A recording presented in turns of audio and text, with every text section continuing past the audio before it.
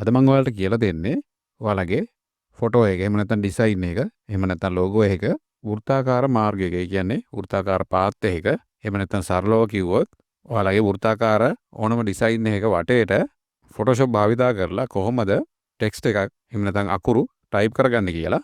ඉතින් ඒක කරන්නේ මෙන්න මේ විදියට. මම ඔයාලට පැහැදිලි වෙන්න පුළුවන් තරම් සරලව මේක කියලා දෙන්න උත්සාහ ගන්නම්. ඔයාලා මුලින්ම කරන්න ඕන ඔයාලගේ ඩිසයින් එක එහෙම නැත්නම් ෆොටෝ එක එහෙම නැත්නම් ලෝගෝ එක මෙන්න මේ විදියට ෆොටෝෂොප් වලින් ඕපන් කරගන්න. ඊට පස්සේ ඔයාලා මුලින්ම කරන්න ඕන ඔයාලගේ ෆොටෝ එක එහෙම නැත්නම් ඔයාලගේ ඩිසයින් එකේ සෙන්ටර් එක මාක් කරගන්න එක. ඒ කියන්නේ මධ්‍ය ලක්ෂය සලකුණු කරගන්න එක. ඉතින් ඒකට ඔයාලා කරන්න ඕන ඔයාලගේ ගයිඩ්ලයින්ස් enable කරගන්න එක. ඉතින් ඒක කරන්නේ මෙන්න මේ විදියට. ඔයාලා මෙන්න මේ view tab එකෙන් මෙන්න මේ new guide layout කියන ඔප්ෂන් එක සිලෙක්ට් කරන්න. එතකොට ඔයාලට මෙන්න මේ වගේ ඩයලොග් බොක්ස් එකක් වෙන්න ආවේ. මෙන්න මේ ඩයලොග් බොක්ස් එකේ මෙන්න මේ settings ටික තමයි තියෙන්න ඕනේ. මෙන්න මේ preset කියන තැන custom කියලාත් ඊට පස්සේ මෙන්න මේ columns යටතේ number එක 2 කියලා සඳහන් කරන්න. ඒ වගේමයි මෙන්න මේ rows කියන තැනත් මේ check box එක check කරලා අංක 2 සඳහන් කරන්න. ඊට අමතරව කිසිම setting එකක් ඔයාලා හදන්න යන්න එපා.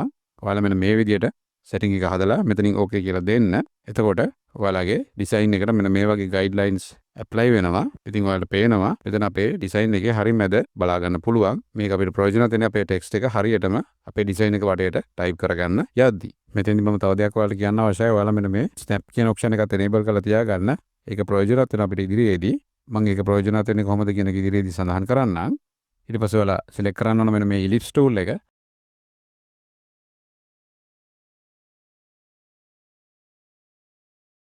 ඊට පස්සේ ඒ ellipse tool එක යටතේ මෙන්න මේ drop down එකෙන් ඔයාලා path කියන එක select කරන්න. ඊට පස්සේ ඔයාලා කරන්න ඕන මෙන්න මේ විදිහට ellipse එකක් එහෙම නැත්නම් වෘත්තයක් ඇඳ ගන්න. ඒකට ඔයාලා මෙන්න මේ විදිහට මධ්‍ය ලක්ෂය ඔයාලගේ cursor එක තියලා click කරලා drag කරන්න. ඒ විදිහට click කරලා drag කරන ගමන්ම ඔයාලගේ keyboard එකේ shift key එකයි alt key එකයි එකට press කරගෙන මේ වැඩේ කරන්න. එතකොට හරියටම මධ්‍ය ලක්ෂයෙන් පටන් ගන්න පරිපූර්ණ වෘත්තයක් ඔයාලට ඇඳ ගන්න පුළුවන්. ඊට පස්සේ ඔයාලගේ අකුරු ටික type කරන්න අවශ්‍ය විදියට අවශ්‍ය තැනට ඔයාලගේ වෘත්තය විශාල කරගත්තට පස්සේ ඔයාලට පුළුවන් mouse එක release කරන්න. එතකොට මෙන්න මේ වගේ වෘත්තාකාර මාර්ගයක් design එක උඩ ඇඳෙනවා. ඉතින් මෙතෙන්දී ඔයාලගේ වෘත්තාකාර මාර්ගයට අදාළව මෙන්න මේ fill color එකයි outline color එකයි මෙන්න මේ විදියට no fill no outline කියන විදියට තමයි select වෙලා තියෙන්නේ. කියන්නේ ඔයාලගේ path එකට අදාළව කිසිදු color එකක් තියෙන්න බෑ. කියන fill color එකක් හරි outline එක හරි color එකකින් තියෙන්න බෑ. මොකද අපි මේක path එකක් විදියට පමණක් භාවිතා කරන හින්දා.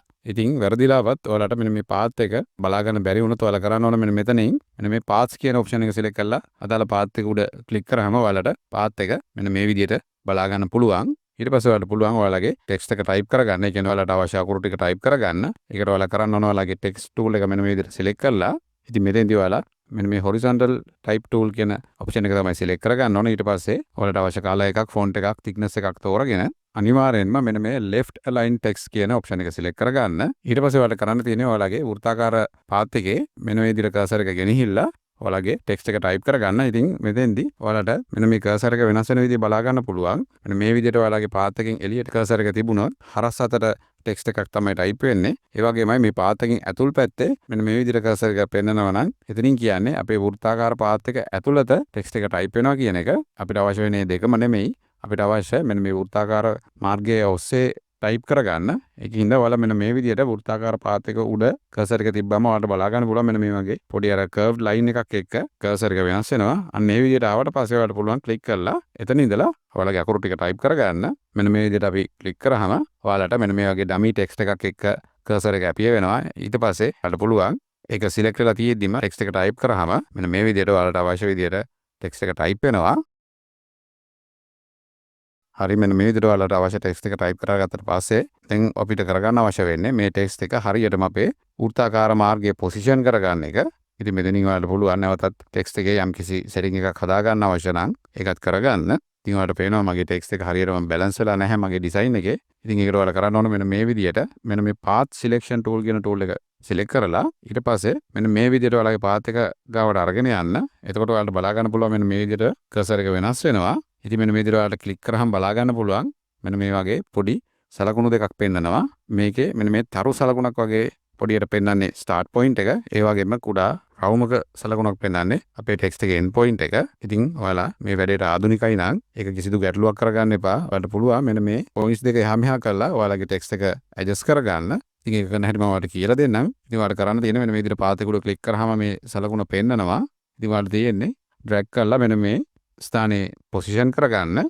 ඉතින් මෙතෙන්දී ඔයාලා තවත් මතක තියාගත යුතු දෙයක් තමයි ඔයාලගේ කර්සර් එක වෘත්තය තුලට ඩ්‍රැග් කරොත් ටෙක්ස්ට් එක ඔයාලගේ වෘත්තය ඇතුලට එනවා. ඒ වගේම ඔයාලා පාත් එකෙන් එළියට කර්සර් එක ඇද්දොත්, ඒ කියන්නේ ක්ලික් කරලා ඩ්‍රැග් කරොත් ඔයාලගේ ටෙක්ස්ට් එක පාත් එකේ එළිය පැත්තෙන් පිටතින් තමයි පොසිෂන් වෙන්නේ. ඔයාලා කරන්න තියෙන්නේ මෙන්න මේ විදිහට කර්සර් එක වෙනස් වුණාම මෙතනින් අල්ලලා ඩ්‍රැග් කරගෙන ගිහිල්ලා මෙන්න මේ ස්ථානයේ පොසිෂන් කරන්න. ඉතින් මෙන්න මේ විදිහට ඔයාලා මෙන්න මේ end point එකයි start point එකයි ස්ථානගත කරගන්න. ඉතින් මෙතෙන්දී ඔයාලට ගැටලුවක් වෙන්නේ නැහැ මේක. මේ ටෙක්ස්ට් එක හැසිරෙන විදිය අනුව මේ ලක්ෂ දෙක එහා මෙහා කරලා ඔයාලට අවශ්‍ය පරිදි සකස් කරගන්න පුළුවන්. ඊට පස්සේ ඔයාලා කරන්න ඕන ඔයාලගේ ටෙක්ස්ට් ටූල් එක මෙන්න මේ විදිහට සිලෙක්ට් කරලා මෙන්න මෙතනින් මෙන්න මේ center text option එක සිලෙක්ට් කරන්න. ඔයාලට පේනවා මගේ ඩිසයින් එකේ හරියටම center වෙන විදිහට මගේ ටෙක්ස්ට් එක හැදුනා. ඉතින් මෙන්න මේ දෙයට තමයි අපි අර ලක්ෂ දෙක එහෙම නැත්නම් start point එකයි end point එකයි සලකුණු කරන්නේ. ඉතින් මේකේ ප්‍රයෝජනේ තමයි හිතන්න මෙන්න මේ විදිහට අපි ටෙක්ස්ට් එක එඩිට් කරොත් ඊට අදාළව අපේ ඩිසයින් එකේ මධ්‍ය ලක්ෂයට අනුකූලව අපේ ටෙක්ස්ට් එක හැදෙනවා. ඒක අපිට අමුතුවෙන් වෙනස් කරන්න අවශ්‍ය වෙන්නේ නැහැ. අන්න ඒ ප්‍රයෝජනේ නිසා තමයි අපි අර විදිහට ටෙක්ස්ට් එක හදාගන්නේ. ඉතින් මෙන්න මේ විදිහට ඔයාලට පුළුවන් පස්සේ ඔයාලගේ ටෙක්ස්ට් එක අවශ්‍ය පරිදි හදාගන්න.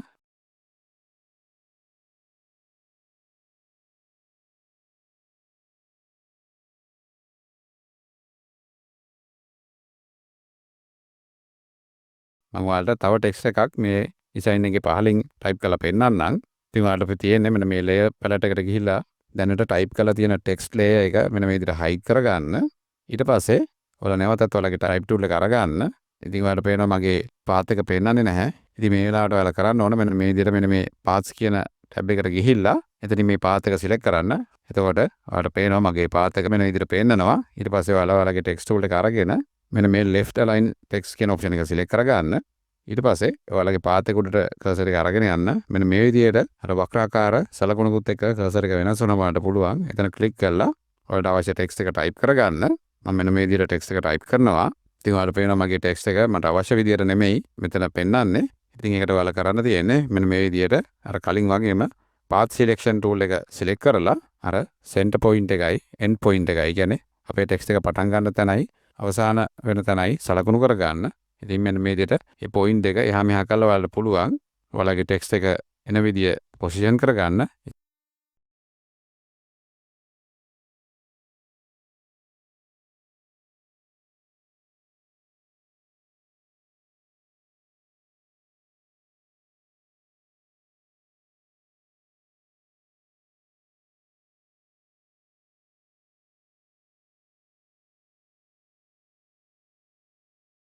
ඉතින් මම මේක ඔයාලට කරලා පෙන්නුවේ ඔයාලට පේනවා මම පැති දෙක මාරු කරලා තිබ්බොත් අපේ ටෙක්ස්ට් එක කොයි විදිහටද යන්නේ කියලා ඒක කිසිදු ගැටලුවක් වෙන්නේ නැහැ. ඔයාලට එකපාරට වටහා ගන්න අපහසු නැත් ඔයාලට පුළුවන් ටෙක්ස්ට් එක එන විදිය බලලා මේ පොයින්ට් එක එහා මෙහා කරලා අවශ්‍ය විදියට පොසිෂන් කරගන්න. හරි. දැන් මම මගේ ටෙක්ස්ට් එකේ පටන් ගැනීම සහ අවසානයේ සලකුණු කරලා ඉවරයි. ඊළඟට ඔයාලා කරන්න ඕනේ ඔයාලගේ ටෙක්ස්ට් ටූල් එක අරගෙන center text කියලා දුන්නාම ඔයාලට බලා ගන්න පුළුවන් මගේ ටෙක්ස්ට් එක හරියටම ඩිසයින් එකේ center එකට පොසිෂන් වුණා.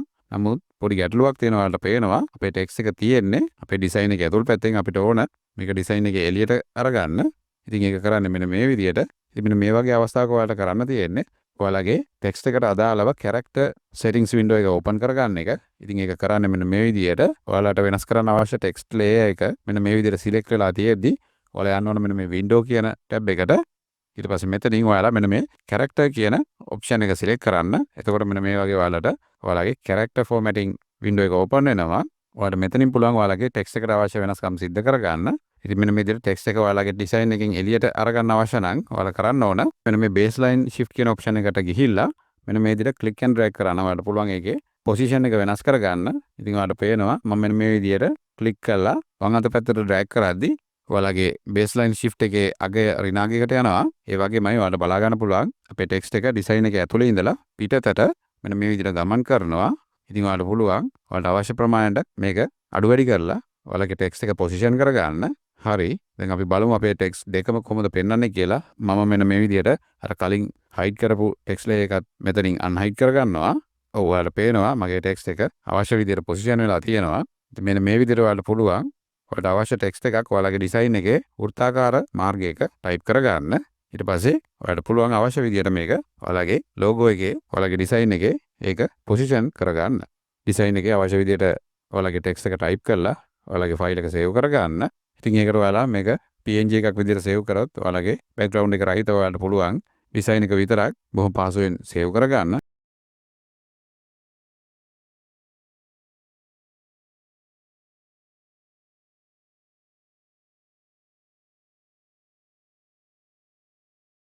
ඔයාලා කරන්න තියෙන්නේ මෙන්න මේ විදිහට save as කියලා දෙන්න. ඊට පස්සේ මෙතනින් ඔයාලගේ ෆයිල් එකට නමක් දීලා ඔයාලා මෙන්න මේ save as type කියන තැන ඔයාලා අනිවාර්යයෙන්ම PNG කියන ෆෝමැට් එකට save කරන්න. එතකොට ඔයාලට පුළුවන් ඔයාලගේ ඩිසයින් එක බෑග්ග්‍රවුන්ඩ් එකක් රහිතව save කරගන්න. මම මෙන්න මේ විදිහට මගේ ෆයිල් එක save කරනවා. මම ඒක ඩෙස්ක්ටොප් එකේ තමයි save කරේ. අපි ගිහලා බලමු.